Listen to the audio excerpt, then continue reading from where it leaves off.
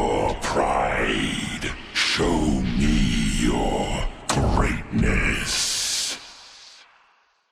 So you're probably wondering why you're playing Magic Deflector in the main deck against, the mirror match. Well, those of you who are living under a rock, there's a new card coming out called Fire King Island. Now what that means is that your opponent is going to be able to destroy one of their ships in their hand, get an extra summon, right? Because one of the issues that Kozmo always had was being very limited by their normal summons.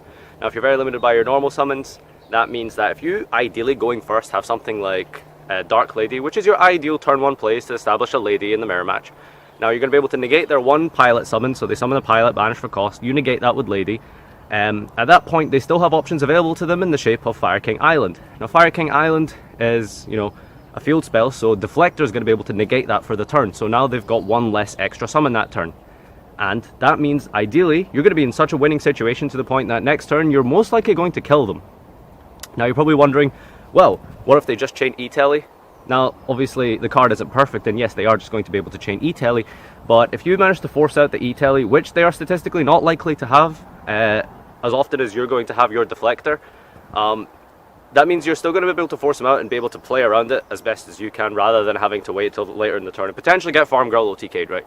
Now, yeah, so they're going to have one less copy of E-Telly, because as you guys know with the ban list, E-Telly went to 2. So statistically you're more likely to have your Deflectors, right, to stop the field spell, and ideally you have your lady established to stop their summon, so it means they're going to have an open board and you just kill them. Now E-Telly is the only problem with this, but like I said, Magic Deflector kind of compensates with this because of the fact that you are going to be able to force out that summon, and Deflector, like I said, is going to give them one less extra summon that turn, whereas you have potentially had 3 summons in your opening 5 card hand. Obviously that's not very statistically likely, but that's a given situation.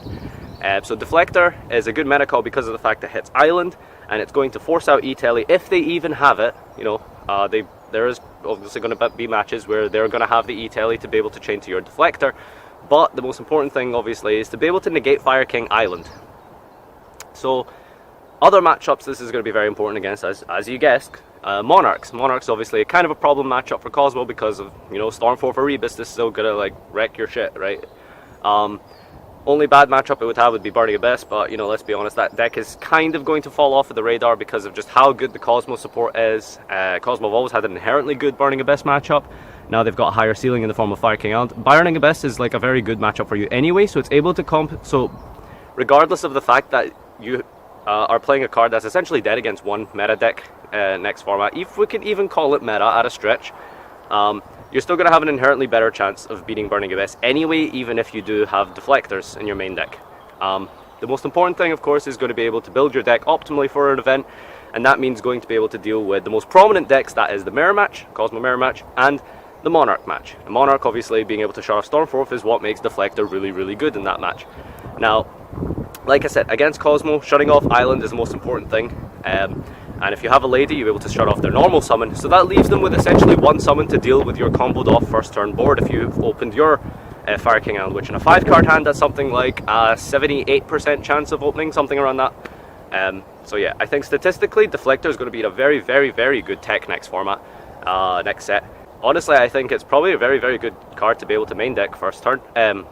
Main deck if you are going to go first, which you should be. Ideally, of course, it's not great going second, but you just have to build your deck for giving you the best possible chance of winning with your most optimal plays.